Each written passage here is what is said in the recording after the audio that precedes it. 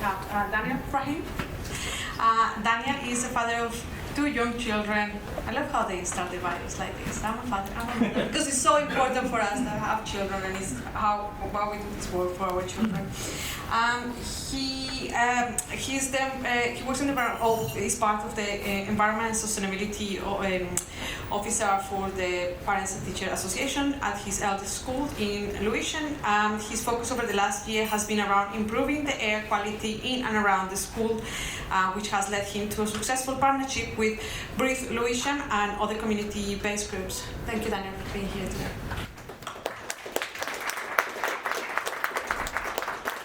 Thank you very much. So my name is Daniel Rahamim.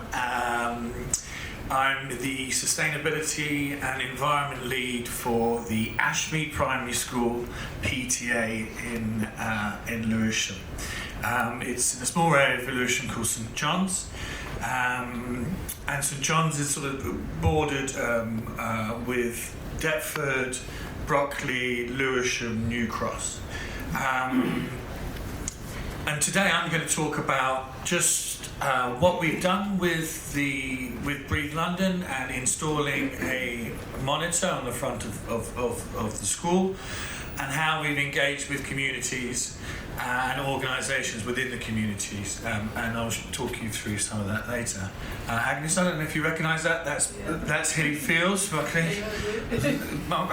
Massive South London representation today. I'm quite impressed by this. We're going to get active as South Londoners unite. Yes. So really happy with that. Okay, do I just press this button? No, definitely not. Sorry. I don't want to show. It's this clicker. Yes, you can use the clicker as well. This one? Yeah. Okay, so a lot of people in this room will know what this is about, but some may not, so I've included it. So a pollution monitor is exactly this on the side here, this image. The Breathe London network is an air quality sensing community made for Londoners, for Londoners. This is what attracted me the most to it.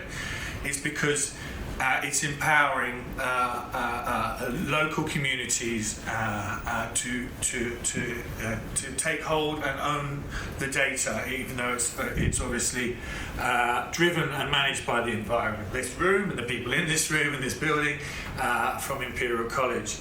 This node is really light. It's a compact device. Just in case anyone doesn't know, it measures PM 2.5, particulate and nitrogen dioxide. It runs on solar power, so you don't need to connect it to anything. Okay. So why did we need a pollution monitor in our community, in our neighbourhood? Well, we want to empower people in the local community to promote, raise awareness and campaign for better quality air in our city and in our community. We want to galvanise the community into collective action, and I'll show you some of the data later.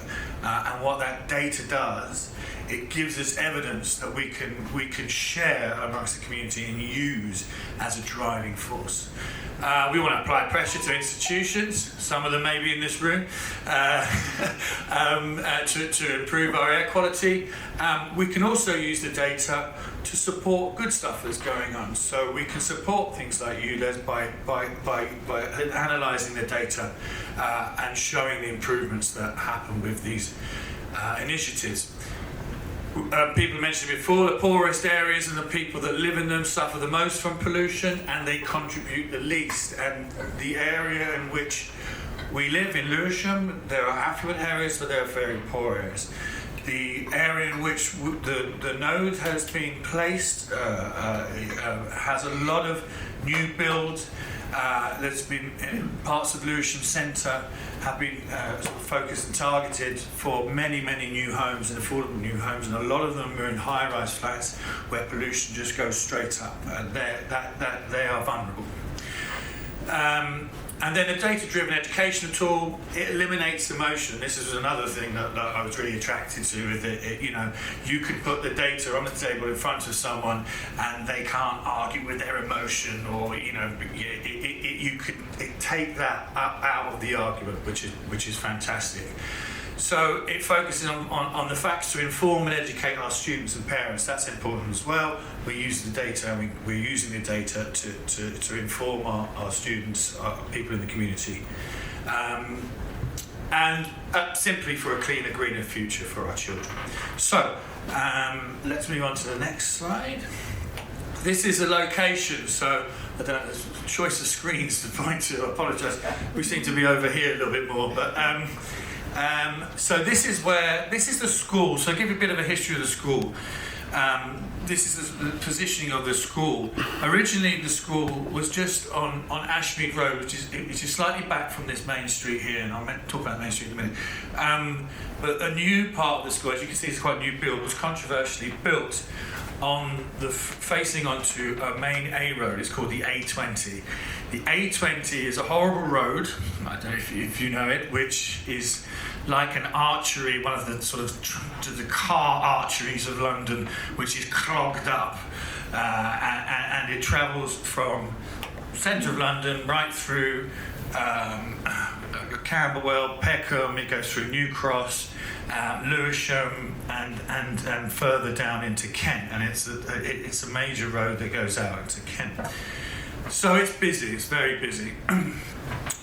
What you see here is the street, so it's very close to the street here. We put it on the wall of the building, the front of the school, and the reason why we did that is because it was a lot quicker than getting the council to do it, or getting approval from the council and TfL, because this is a TfL, and I actually work for TfL and have done for 10 years, but it was better to do it with the school, with the community. I see some people nodding their heads around here, but anyway, so this is Ashmead School here, and what I wanted to give you an explanation is about why I engaged with the community and why it was important to do that.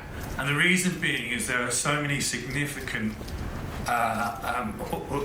organisation, community important groups on this street. It's very busy Bluetooth street. So firstly, this is a school. Number two, directly opposite is Lewisham College. So Lewisham College is a higher education for young adults from the age of 16 to say 25. And the youths like to hang out the front of their school. They've got time between their lectures and they're hanging out on this polluted road. Hopefully they're not vaping disposable items, but either way they are exposed much in the way they are. So that's number two. Number three is our local church, so St John's Church, which is an important part of our community. Number four is Bright Horizons Nursery, which is actually where my youngest son goes to nursery. Number five is another nursery, Buzzy Bee's nursery. 6 here are local businesses. There's a pub, there's a coffee shop, there's an art gallery, there's other shops. Number 7 here is St John's Medical Centre, so it's an incredibly important place in which people are going in and out every day for their health. Number 8 is Brockley Market. This is a place where people go on Saturday to buy lots of nice food, enjoy food, drinks, hang out. This is slap bang on the street as well. Number 9 is our other local school, primary school, which is Lucas Vale. And number 10 has been mentioned before, and I put it here on the edge of the map because it doesn't quite fit into this map, but Ella, Kissy, Deborah lived about 1.5 kilometres from this environment, and that was on a very similar road, on the South Circular, to this road. So you can see the importance of this street, and when you walk up this street in the morning when I'm taking my kids to school, it's like a procession. There are hundreds of parents and children and people getting to work and people going to college and people going to medical centres and the doctors. So it's incredibly significant. So this might answer the question from the lady over there, but these are this week's readings, and you can check the QR code. It'll take you straight to the website. So we've got the PM 2.25 particulates here, and you can see that the Breathe London website provides you with the mean guidelines from the WHO, annual mean, daily mean, and then the UK as well. And this has been breached this week. And you can see actually what time it is. There's no coincidence. This is 5 o'clock. It will put height of the rush hour. Bit more, unfortunately, I don't know why the PM particulars are. It might be, as you saw in the picture before, that we've planted a lot of greenery outside, a lot of trees outside the front of school. That might be catching it before it gets to the monitor.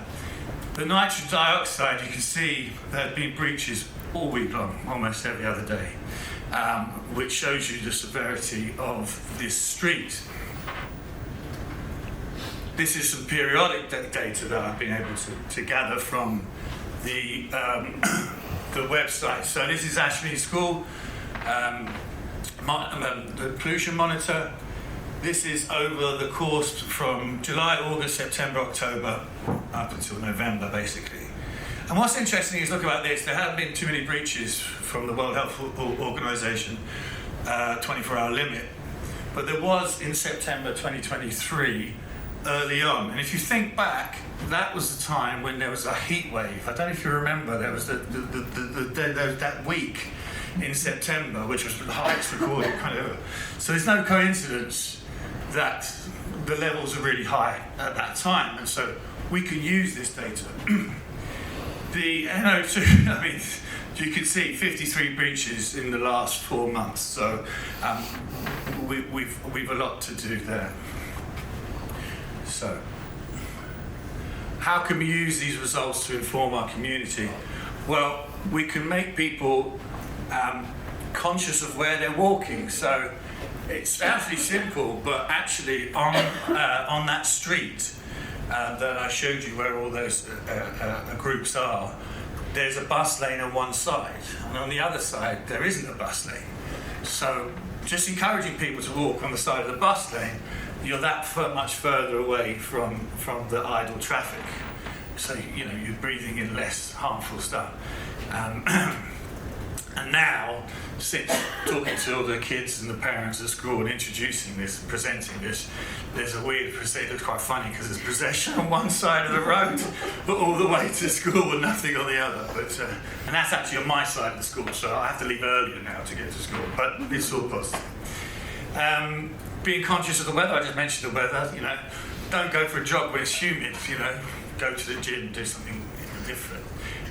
These are just things we share, or I've been sharing with our community and our parents and students.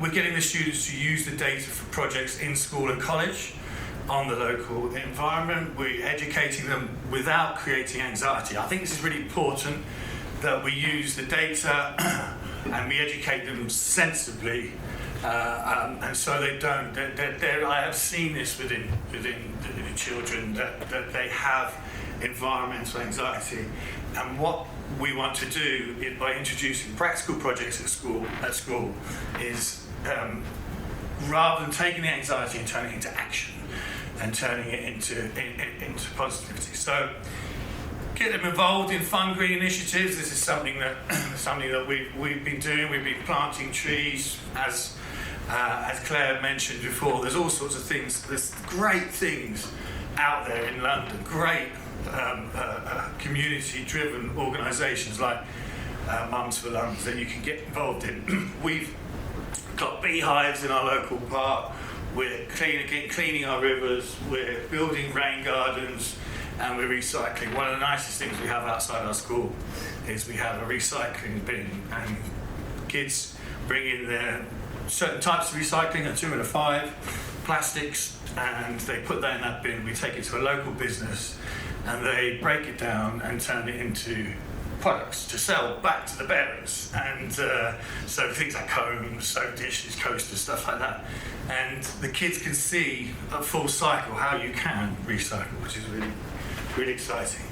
And then finally, in terms of taking action, this is a link here to Ella's Law. Ella's Law is obviously the campaign that her mother has been running for some time to really bring down the levels of pollution in the city. So I encourage you all to join the petition. And that is it from me and a little part of South East London.